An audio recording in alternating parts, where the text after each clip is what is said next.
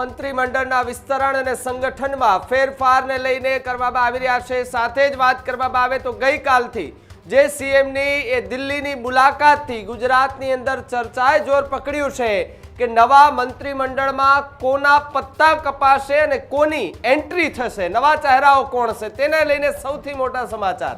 ગુજરાતમાં મંત્રીમંડળ વિસ્તરણની તૈયારીઓ જે છે તે અત્યારે તેજ જોવા મળી રહી છે। મંત્રીમંડળનું બુધવાર અથવા તો ગુરુવારે વિસ્તરણ નક્કી માનવામાં આવી રહ્યું છે। સાથે જ 17 પૈકીના 10 થી 11 મંત્રીઓને પડતા મુકાશે તેવી વાત એ સૂત્રો પાસેથી અત્યારે જાણવા મળી રહી છે। 16 નવા ધારાસભ્યોને મંત્રીમંડળમાં એ સ્થાન અપાય તેવી પૂરેપૂરી શક્યતાઓ જે છે તે દેખાઈ રહી છે। હર્ષ સંઘવીને મંત્રીમંડળમાં પ્રમોશન મળશે તેવી સૂત્રોએ અત્યારે માહિતી આપી છે। પ્રફુલ્લ પાનસેરિયાને પણ એ પ્રમોશન મળે તેવી સૂત્રોએ વિગતો આપી છે। સાથે જ જો વાત કરવામાં આવે તો રીવાબા જાડેજાને મંત્રીમંડળમાં એ સ્થાન મળશે તેવી વાત સૂત્રો પાસેથી મળી રહી છે।